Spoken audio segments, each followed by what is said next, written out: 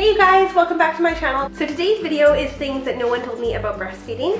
And breastfeeding is such a big deal, and it's such a hugely discussed topic. And these are things that I was really surprised to learn, but had not discovered on my own through all my research. So I figured I'd share them with you because they're really helpful for me. Breastfeeding is such an important thing, especially to new moms. It can be such a daunting time in your life, but it shouldn't be. I am definitely not an expert. I actually follow Lactation Link, Lindsay from Lactation Link. Anyways, she's incredible and so informative and so helpful. So I kind of learned these things all on my own from doctor's appointments and from Dayton's failure to thrive. So I hope that this helps you.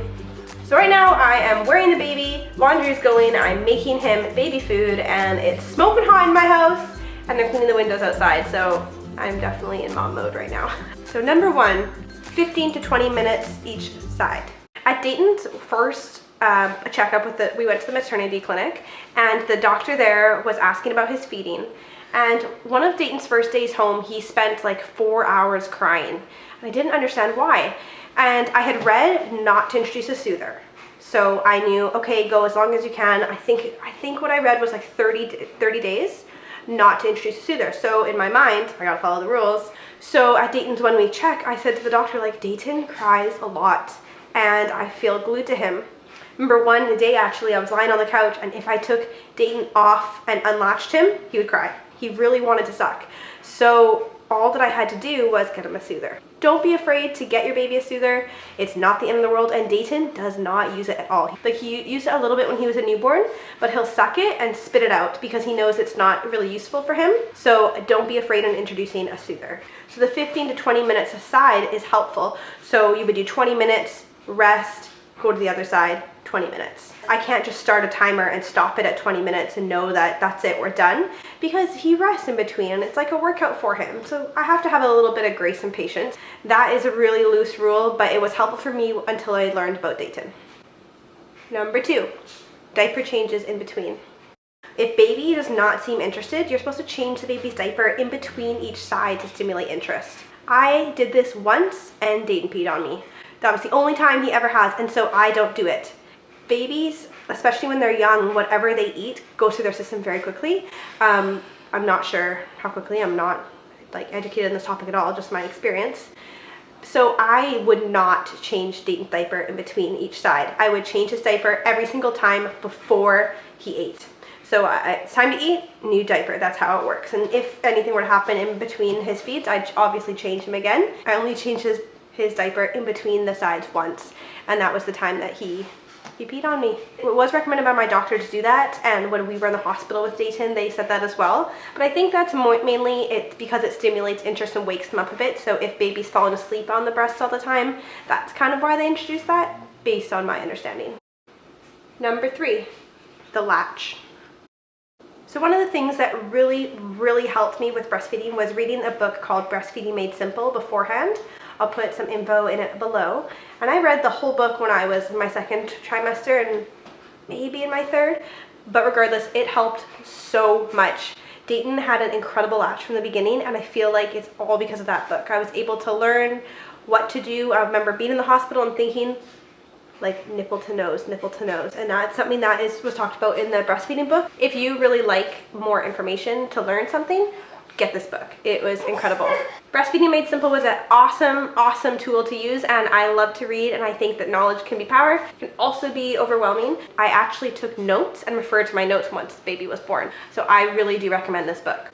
Number four, how fast breast milk is digested. So breast milk digests really fast. So I didn't know that. I thought, oh, I just fed baby all the time, but no, it digests super fast. If you find that you're cluster feeding, or you're feeding all the time, or it seems like you're just like baby's always hungry, it's because breast milk is really easy to digest. Number five, feed timing. So when I went to my doctor's appointments, especially with Dayton's failure to thrive, everyone was asking me kind of how long I was going in between feeds. And I would say, oh, 3 hours, 4 hours. Really, at nighttime it was way longer, but I didn't want to say that. And Dayton has just always been a heavy sleeper. But the reason why this is important is because I thought it was like, okay, 12 to 4 is like a 4 hour gap. So he started at 12, he finished at 12:45. So 12:45 is when his next feed, the next like 3 to 4 hour gap is. That's not the case. So Dayton needs to eat every 3 to 4 hours from the start of the feed, so 3 o'clock and 6 o'clock. So the two biggest things I learned from going to doctor visits were every 3 to 4 hours and each side. So like Dayton's not gonna eat 40 minutes on one side and 30 minutes on another side. Like, unless there's a special situation. I'd always plan for 1 hour to feed Babe, and it would be like, I would feed at 3, and then I wouldn't be available to do anything, and I would just write myself off until about 4:15. I would plan for 40 minutes of feeding, and then diaper changing, and getting him dressed, and making sure all is well. Number 6, breastfeeding makes you sleepy. Breastfeeding releases oxytocin, and that makes you and baby sleepy. So always be in a safe area and make sure that you have a good strong grip on your babe when you're feeding them. But know that it's totally normal for you and baby to both feel sleepy, especially those early morning feeds or those really late feeds, or even heck an afternoon feed when it's been a long night. Breastfeeding does make you sleepy, so make sure that you just, if you want to lie down, and if you are just needing a break, just get a pillow and prop baby up. There's lots of things you can do. One of the things that I made way more difficult for myself than it had to be was lying down and nursing. I used to lie down, put baby beside me, lie down, feed the one side, get up out of bed, walk around the bed, lie down, feed the other side. Here's a tip, don't do that. Lie down, and then if possible, just roll like more over top of your babe. Like, you do not need to get up and walk all the way around, especially when you're tired. Just kind of angle and position and see if that works. And it works for me now. It could be because Dayton has learned how to breastfeed and latch really strongly. I'm not sure. Number 7, everyone nurses their baby in a parking lot, in the bathroom, in a coffee shop. It's normal. Who would have thought I'd be making a video in a wrap? Hey BB. So we are all done here for today's video. Please make sure that you subscribe to my channel and give this video a like, and check out my Instagram as well. I love to hear what you guys have to say and love to hear whatever you'd like for a video, so just let me know. Oh, Kate, gotta go.